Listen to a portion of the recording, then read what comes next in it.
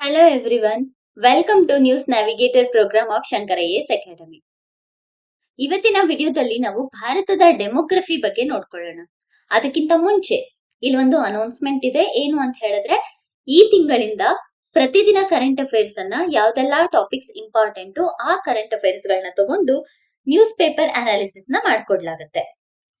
So ಇದರಲ್ಲಿ PIB ಅನ್ನ cover ಮಾಡ್ತಾ ಇದ್ದೀವಿ, ಮತ್ತೆ ಡೌನ್ ಟು ಅರ್ತ್ ಮ್ಯಾಗಝಿನ್ ಅನ್ನ ಕವರ್ ಮಾಡ್ತಾ ಇದೀವಿ. ಅದ್ರ ಜೊತೆಗೆ ಹಿಂದೂ ನ್ಯೂಸ್ ಪೇಪರ್ ಮತ್ತೆ ಇಂಡಿಯನ್ ಎಕ್ಸ್‌ಪ್ರೆಸ್ ಈ ರೀತಿಯಾದಂತಹ ಆರ್ಟಿಕಲ್ಸ್ ಗಳನ್ನ ಕವರ್ ಮಾಡಿ ಕೊಡ್ಲಾಗ್ತಾ ಇದೆ.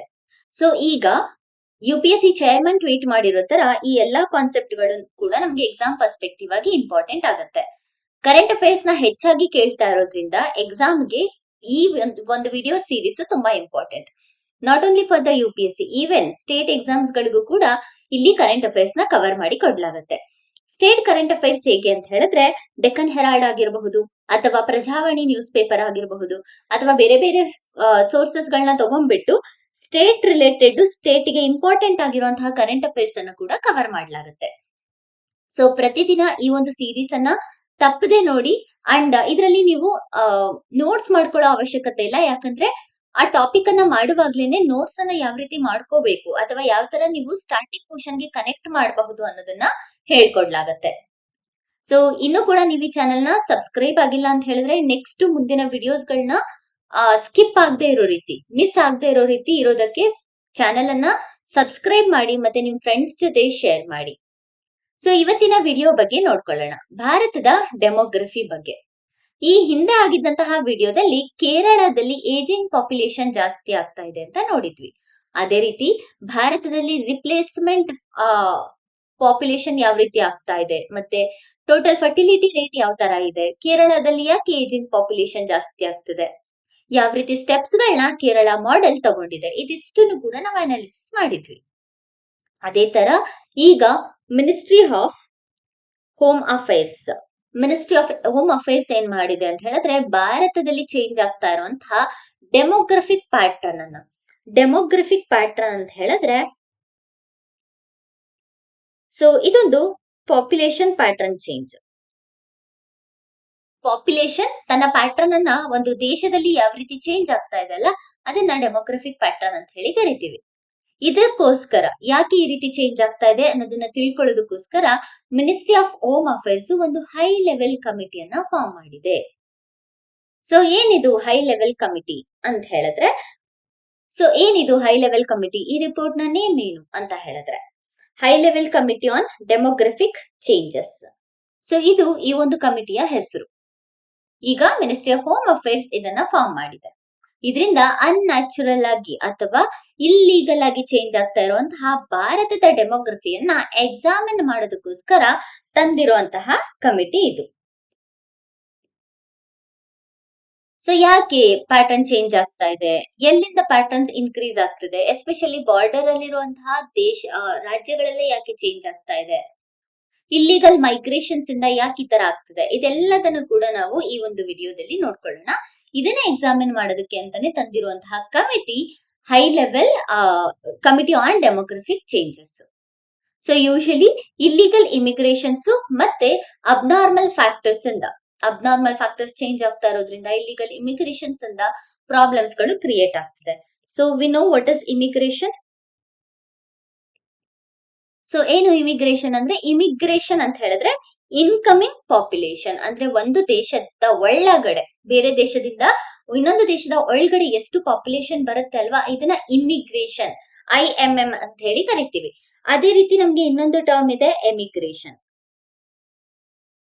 ಇಮಿಗ್ರೇಷನ್ ಅಂತ ಹೇಳಿದ್ರೆ ಒಂದು ದೇಶದಿಂದ ಹೊರಗಡೆಗೆ ಹೋಗ್ತಾ ಇದೆಯಲ್ಲ ಪಾಪ್ಯುಲೇಷನ್, ಅದನ್ನ ಔಟ್ ಗೋಯಿಂಗ್ ಪಾಪ್ಯುಲೇಷನ್ ಅಥವಾ ಎಮಿಗ್ರೇಷನ್ ಅಂತ ಹೇಳ್ಬಿಟ್ಟು ಕರಿತೇವೆ. ಸೊ ಈ ರೀತಿ ಇಮಿಗ್ರೇಷನ್ಸ್ ಅಂತ ಮತ್ತೆ ಇಲ್ಲಿಗಲ್ ಇಂದ ಯಾವ ರೀತಿ ಚೇಂಜಸ್ ಆಗ್ತಾ ಇದೆ ಪಾಪ್ಯುಲೇಷನ್ ಅನ್ನೋದನ್ನ ನೋಡ್ಕೊಳ್ಳೋಣ. ಈ ರೀತಿಯ ಒಂದು ಹೈ ಲೆವೆಲ್ ಕಮಿಟಿ ಫಾರ್ಮ್ ಮಾಡೋದಕ್ಕೆ ರೀಸನ್ ಏನು? ಆಗಸ್ಟ್ 15, 2025. ಆಗಸ್ಟ್ 15 ಎಲ್ರಿಗೂ ಕೂಡ ಗೊತ್ತು, ನಮ್ಗೆ ಸ್ವಾತಂತ್ರ್ಯ ಬಂದಂತಹ ದಿನ, independence day. August 15, 2025 prime minister Narendra Modi ಅವರು ಡೆಮೋಗ್ರಫಿಕ್ ಪ್ಯಾಟರ್ನ್ ಬಗ್ಗೆ ಅಥವಾ ಡೆಮೋಗ್ರಫಿಕ್ ಮಿಷನ್ ನ ಬಗ್ಗೆ ಮಾತಾಡಿರ್ತಾರೆ. Demographic mission.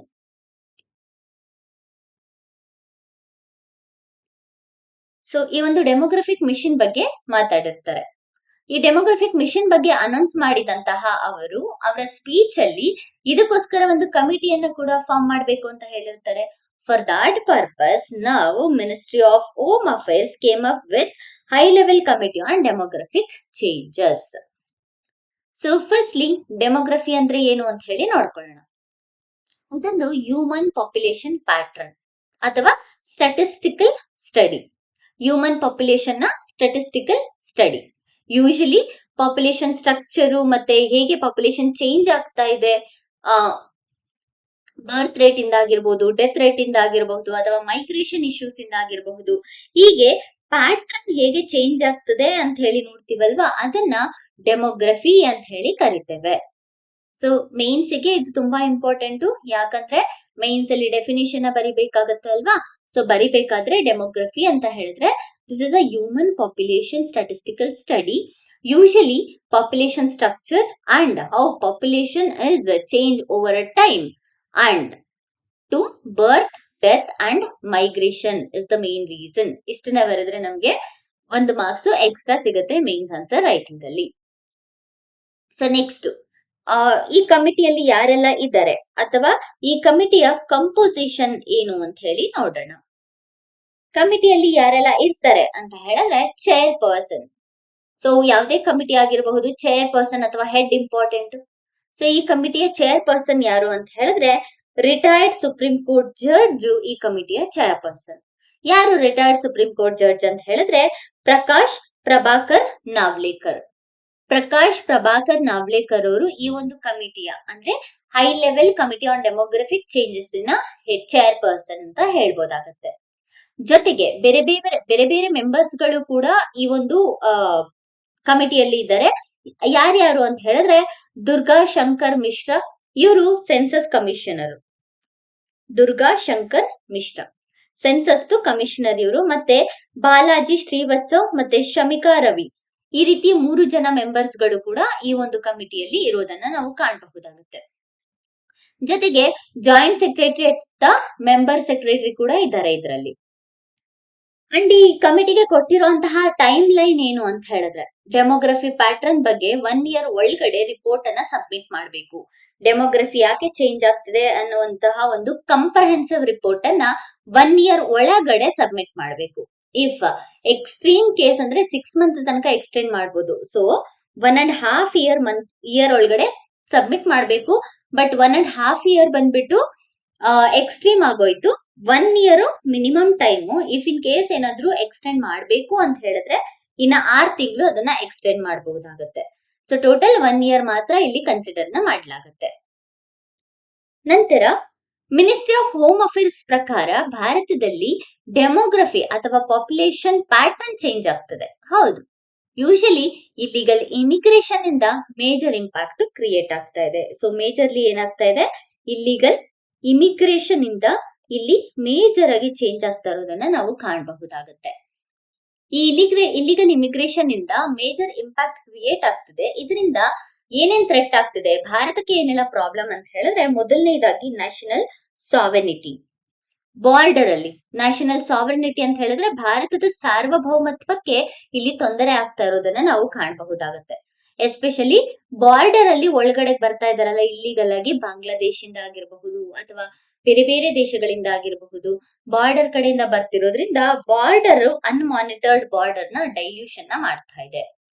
ಎರಡನೇದಾಗಿ ಇಂಟರ್ನಲ್ ಸೆಕ್ಯೂರಿಟಿ, ಇಂಟೆಲಿಜೆನ್ಸ್ ನೆಟ್ವರ್ಕ್ ಗಳು ಚೇಂಜ್ ಆಗ್ತಾ ಇರೋದನ್ನ ನಾವು ಕಾಣಬಹುದಾಗುತ್ತೆ. ಲಾ ಅಂಡ್ ಆರ್ಡರ್ ಚೇಂಜ್ ಆಗ್ತಾ ಇದೆ. ಇಂಟರ್ನಲ್ ಸೆಕ್ಯೂರಿಟಿಗೆ ಇದು ಥ್ರೆಟ್ ಆಗ್ತಾ ಇದೆ. ನಂತರ law and order local social dynamics ಗೆ ಇದು ಪ್ರಾಬ್ಲಮ್ ಆಗುತ್ತೆ. ಪಂಚಾಯತ್ ಮತ್ತೆ ಮುನ್ಸಿಪಾಲಿಟಿ ಸ್ಟ್ರಕ್ಚರ್ ಗೆ ಪ್ರಾಬ್ಲಮ್ ಆಗುತ್ತೆ. ನಂತರ social cohesion and indigenous demography. ಈಗ ನಾವು ನಾರ್ತ್ ಈಸ್ಟ್ ಅನ್ನ ನೋಡ್ಕೊಂಡ್ರೆ ಇಲ್ಲಿರುವಂತಹ 7 ಸಿಸ್ಟರ್ ಸ್ಟೇಟ್ಸ್ ಗಳಲ್ಲಿ ಹೆಚ್ಚಿಗೆ ಇರುವಂತಹವರು ಟ್ರೈಬ್ಸ್, ಕರೆಕ್ಟ್ ಅಲ್ಲ. ಸೊ ಅವರ ಟ್ರೆಡಿಷನಲ್ ಪ್ರಾಕ್ಟೀಸಸ್ಗೆ ತೊಂದರೆ ಆಗುತ್ತೆ. ನಂತರ ಟ್ರೈಬಲ್ ಐಡೆಂಟಿಟಿ, ಟ್ರೈಬಲ್ ರೈಟ್ಸ್ ಗಳನ್ನ ಪ್ರೊಟೆಕ್ಟ್ ಮಾಡಕ್ಕಾಗಲ್ಲ, ಟ್ರೈಬಲ್ ರೈಟ್ಸ್ ಗೆ ಥ್ರೆಟ್ ಆಗತ್ತೆ. ನಂತರ ರಿಸೋರ್ಸ್ ಡಿಸ್ಟ್ರಿಬ್ಯೂಷನ್, ಭಾರತದಲ್ಲಿ ರಿಸೋರ್ಸ್ ಡಿಸ್ಟ್ರಿಬ್ಯೂಷನ್ ಏನಾಗ್ತದಲ್ಲ ಅದನ್ನ ಗವರ್ನೆನ್ಸ್ ಅಂತ ಹೇಳಿ ಕರಿತೀವಿ. ಗವರ್ನೆನ್ಸ್ ಗೆ ಥ್ರೆಟ್ ಆಗುವಂತಹ ಚಾನ್ಸಸ್ ಇರುತ್ತೆ ಈಗ ಇಲ್ಲಿಗಲ್ ಇಮಿಗ್ರೇಷನ್ ಇಂದ. ಸೊ ಇಲ್ಲಿಗಲ್ ಇಮಿಗ್ರೇಷನ್ ಇಂದ ಏನೆಲ್ಲ ಪ್ರಾಬ್ಲಮ್ ಆಗುತ್ತೆ? National sovereignty 1 point, second one internal security, law and order, social cohesion, tribal identity and resource distribution. ಹೀಗೆ ಬೇರೆ ಬೇರೆ ಕಾರಣಗಳು ಅಥವಾ ಬೇರೆ ಬೇರೆ ರೀಜನ್ಸ್ ಅಲ್ಲಿ ಇಂಪ್ಯಾಕ್ಟ್ ಆಗ್ತಿರೋದನ್ನ ನಾವು ಕಾಣಬಹುದಾಗುತ್ತೆ. ಸೊ ಈ ಕಮಿಟಿ ಕಡೆಯಿಂದ ಒಟ್ಟು 2 ಮ್ಯಾಂಡೇಟರಿ ಅಥವಾ ಕೋರ್ ಮ್ಯಾಂಡೇಟರಿ ಐಡಿಯಾಸ್ ಗಳನ್ನ ತಂದಿದ್ದಾರೆ. ಕೋರ್ ಮ್ಯಾಂಡೇಟರಿ ವರ್ಕ್ ಅಂತ ಹೇಳ್ಬೋದಾಗತ್ತೆ ಇದನ್ನ. ಗವರ್ಮೆಂಟ್ ಎಕ್ಸಾಕ್ಟ್ ಏನ್ ಮಾಡ್ತದೆ ಅದನ್ನ ಇನ್ಕ್ಲೂಡ್ ಮಾಡಿದೆ ಇದರಲ್ಲಿ. ಒಂದು, scientific study on demographic changes. Demography ಯಾವ ರೀತಿ ಚೇಂಜ್ ಆಗ್ತಿದೆ ಅಲ್ಲ ಅದನ್ನ ಸೈಂಟಿಫಿಕಲಿ ಸ್ಟಡಿ ಮಾಡೋದು. ಎರಡನೇದಾಗಿ, identification of abnormal population trend. ಈ ರೀತಿಯಾದಂತಹ ಕೋರ್ ಐಡಿಯಾನ ಇನ್ವಾಲ್ವ್ ಆಗಿದೆ ಈಗ ಕೊಡ್ತಿರುವಂತಹ ರಿಪೋರ್ಟಿನ ಕಡೆಯಿಂದ. ಮೊದಲನೇದನ್ನ ನೋಡ್ಕೊಳ್ಳೋಣ. ಮೊದಲನೇದೇನು? Scientific enquiry into shift. So ಇದನ್ನ ನಾವು ನೋಡ್ಕೊಂಡ್ರೆ ಕಮಿಟಿ ಸೈಂಟಿಫಿಕಲಿ ಎಲ್ಲಿ ಪಾಪ್ಯುಲೇಷನ್ ಟ್ರೆಂಡ್ ಚೇಂಜ್ ಆಗ್ತದೆ, ಕಮ್ಯುನಿಟಿ ಅಥವಾ ರೀಜನ್ ಅಲ್ಲಿ ಡೆಮೋಗ್ರಫಿಕ್ ಶಿಫ್ಟ್ ಆಗ್ತದೆ ಅಂತ ಹೇಳಿ ಸ್ಟಡಿ ಮಾಡಬೇಕು.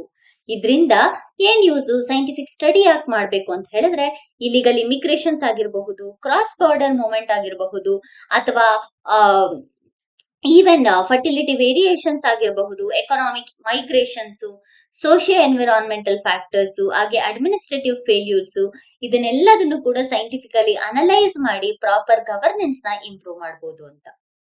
ನಂತರ ಅಬ್ನಾರ್ಮಲ್ ಚೇಂಜಸ್ ಇಂದ ಏನ್ ಯೂಸು ಅಂತ ಹೇಳಿದ್ರೆ ಅಬ್ನಾರ್ಮಲಿ ಎಲ್ಲೆಲ್ಲಿ ಪಾಪ್ಯುಲೇಷನ್ ಹೇಗೆ ಸೆಟಲ್ ಆಗಿದೆ ಅನ್ನೋಂತಹ ಪ್ಯಾಟ್ರನ್ ಅನ್ನ ಸ್ಟಡಿ ಮಾಡಬಹುದು. ರಿಲಿಜಿಯಸ್ ಮತ್ತೆ ಸೋಷಿಯಲ್ ಡೆಮೋಗ್ರಫಿಕ್ ಸ್ಟ್ರಕ್ಚರಲ್ ಚೇಂಜಸ್ ಅನ್ನ ಪ್ಯಾಟ್ರನ್ ನ ಅರ್ಥ ಮಾಡ್ಕೊಳ್ಳೋದಕ್ಕೆ ಇದು ಹೆಲ್ಪ್ ಆಗುತ್ತೆ. ಸೊ ಇದರಲ್ಲಿ ಸ್ಪೆಷಲ್ ಫೋಕಸ್ ಏರಿಯಾ ಯಾವ್ದ್ಯಾವ್ದು ಅಂತ ಹೇಳಿದ್ರೆ ಒಂದು, ಬಾರ್ಡರ್ ಡಿಸ್ಟ್ರಿಕ್ಟ್ಸ್. ಬಾರ್ಡರ್ ಡಿಸ್ಟ್ರಿಕ್ಟ್ ಗಳು ಸ್ಪೆಷಲ್ ಫೋಕಸ್ ಏರಿಯಾ, ಜೊತೆಗೆ ಟ್ರೈಬಲ್ ಏರಿಯಾಸ್. ನಮ್ಮ ಭಾರತದ ಟ್ರೆಡಿಷನಲ್ ನಾಲೆಡ್ಜ್ ಅನ್ನ ಫೋಕಸ್ ಮಾಡಿ ಅದನ್ನ ಪ್ರಿಸರ್ವ್ ಮಾಡೋದಕ್ಕೆ ಇದು ಹೆಲ್ಪ್ ಆಗುತ್ತೆ. Next, urban centres. ನಂತರ industrial corridors.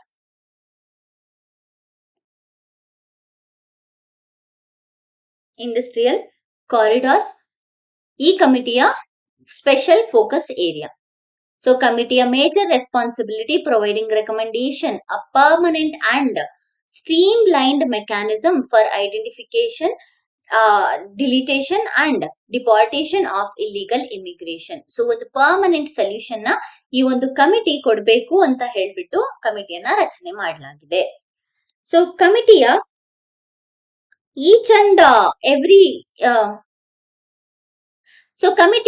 Each process legal, fair ಮತ್ತೆ ಟೈಮ್ ಬೌಂಡೆಡ್ ಮೆಥಡ್ ಅಲ್ಲಿ ಆಗಿರ್ಬೇಕು.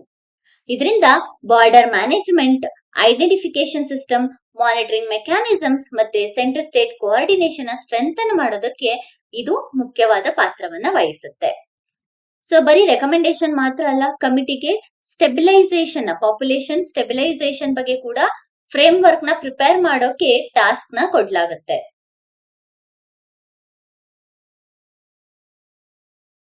ಸೊ ಈ ಕಮಿಟಿ ಫಾರ್ಮೇಶನ್ ಇಂದ ಪೊಲಿಟಿಕಲ್ ಮತ್ತೆ ಐಡಿಯಾಲಜಿಕಲ್ ಬ್ಯಾಕ್ ಗ್ರೌಂಡ್ ಏನು ಅಂತ ಹೇಳಿ ನೋಡ್ಕೊಳ್ಳೋಣ. ಸೊ ಏನು ಪೊಲಿಟಿಕಲ್ ಮತ್ತೆ ಐಡಿಯಾಲಜಿಕಲ್ ಬ್ಯಾಕ್ ಗ್ರೌಂಡ್ ಅಂತ ಹೇಳಿದ್ರೆ, ಈಗ ಇರುವಂತಹ ರೂಲಿಂಗ್ ಪಾರ್ಟಿ, ಸೆಂಟ್ರಲ್ ಅಲ್ಲಿ ಇರುವಂತಹ ರೂಲಿಂಗ್ ಪಾರ್ಟಿ ರಿಪೀಟೆಡ್ ಆಗಿ ಡೆಮೋಗ್ರಫಿಕ್ ಚೇಂಜಸ್ ಅಥವಾ ಪಾಪ್ಯುಲೇಷನ್ ಪ್ರಾಬ್ಲಮ್ ಬಗ್ಗೆ ಮೇಜರ್ ಕನ್ಸರ್ನ್ ನ ತೋರಿಸ್ತಾ ಇದೆ. ಮೇಜರ್ಲಿ ಬಾಂಗ್ಲಾದೇಶಿಂದ ಆಗುತ್ತಿರುವಂತಹ ಇಲ್ಲಿಗಲ್ ಇಮಿಗ್ರೇಷನ್ಸ್ ಆಗಿರಬಹುದು, ಹಾಗೆ ರಿಲಿಜಿಯಸ್ ಇಂಪ್ಯಾಕ್ಟ್ ಇಂದ ಆಗ್ತಿರೋದಾಗಿರಬಹುದು, ಚೇಂಜಿಂಗ್ ಡೆಮೋಗ್ರಫಿಕ್ ಪ್ಯಾಟ್ರನ್ಸ್ ಇಂದ ಆಗಿರಬಹುದು, even Assam, West Bengal, north eastern states ಗಳಲ್ಲಿ ಎಲೆಕ್ಟೋರಲ್ ಅಂಡ್ ಸ್ಟ್ರಕ್ಚರಲ್ ಪ್ರಾಬ್ಲಮ್ಸ್ ಗಳು ಕ್ರಿಯೇಟ್ ಆಗ್ತದೆ ಇದೆಲ್ಲದ್ರಿಂದಾಗಿ. ಬಿಹಾರ, ವೆಸ್ಟ್ ಬೆಂಗಾಲ್ ಹೀಗೆ ಬೇರೆ ಬೇರೆ ಸ್ಟೇಟ್ಸ್ ಗಳಲ್ಲಿ ಈ ರೀತಿಯ ಎಲೆಕ್ಟೋರಲ್ ಪ್ರಾಬ್ಲಮ್ಸ್ ಗಳನ್ನ ಕ್ರಿಯೇಟ್ ಆಗಿರೋದನ್ನ ನಾವು ಇಂದಿನ ವಿಡಿಯೋಸ್ ಅಲ್ಲಿ ನೋಡ್ಕೊಂಡಿದ್ವಿ. ಸೊ ಮೇಜರ್ ಆಗಿ ಇದ್ರದ್ದು ಕೀ ಕನ್ಸರ್ನ್ ಏನು ಅಂತ ಹೇಳಿದ್ರೆ, ಕೀ ಚಾಲೆಂಜಸ್ ಏನು ಅಂತ ಹೇಳಿದ್ರೆ, national security dimension. Government demographic imbalance ಅನ್ನ border security threat, illegal cross border network, pressure on public resources, governance challenges ನ ಕನೆಕ್ಟ್ ಮಾಡುತ್ತೆ. Constitutional and human rights question. So proposed framework may criticise ಅಥವಾ citizenship rights ಅನ್ನ, minority rights ಗಳನ್ನ ಹಾಗೂ federal relationship concerns ಅನ್ನ raise ಮಾಡಬಹುದು. Data ಹಾಗೂ evidence and challenges. So ಈ ರೀತಿಯಾದಂತಹ ಪ್ರಾಬ್ಲಮ್ಸ್ ಗಳನ್ನ ಇಲ್ಲಿ ಫೇಸ್ ಮಾಡಬಹುದು, ಅಥವಾ ಈ ರೀತಿಯಾದಂತಹ ಚಾಲೆಂಜಸ್ ಗಳು ರಿಪೋರ್ಟ್ ನ ಅನಾಲಿಸಿಸ್ ಇಂದ ನಮಗ್ ಗೊತ್ತಾಗತ್ತೆ ಅಂತ ಹೇಳ್ಬಿಟ್ಟು. So demographic science with national security governance ಅನ್ನ ಫೋಕಸ್ ಮಾಡಬೇಕು, ಇದನ್ನೆಲ್ಲ ಓವರ್ಕಮ್ ನ ಮಾಡೋದಕ್ಕೆ ಅನ್ನೋದು ಮೇಜರ್ ಕನ್ಸರ್ನ್. ಸೊ ಇದಿಷ್ಟು ಈಗ ಬಂದಿರುವಂತಹ ಡೆಮೋಗ್ರಫಿಕ್ ಚೇಂಜಸ್ ಬಗ್ಗೆ ತಂದಿರುವಂತಹ ರಿಪೋರ್ಟಿನ ಬಗ್ಗೆ. ನೆಕ್ಸ್ಟ್ ಒಂದು ಪ್ರಿಲಿಮ್ಸ್ ಕ್ವಶನ್ ನ ನೋಡ್ಕೊಳ್ಳೋಣ. Consider the following statement with reference to the high level committee on demographic changes and India's demographic indicator. The high level committee on demographic changes has been constituted under the aegis of Ministry of Home Affairs and chaired by current census commissioner. Current census commissioner illa, current census commissioner banbittu member. Next, according to National Family Health Survey 5 data, India's total fertility rate has declined below the standard replacement level 2.1. ಈ statement correct.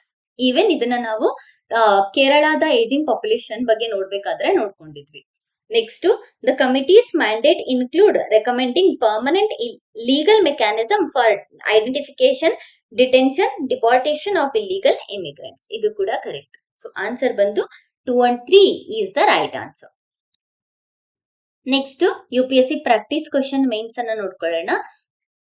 The intersection of changing demographic profile with national security parameter necessitates a scientific approach to border management and population stabilization. In light of the establishment of the high-level committee on demographic changes, analyze the security threats posed by abnormal demographic shift in border region with constitutional and federal changes.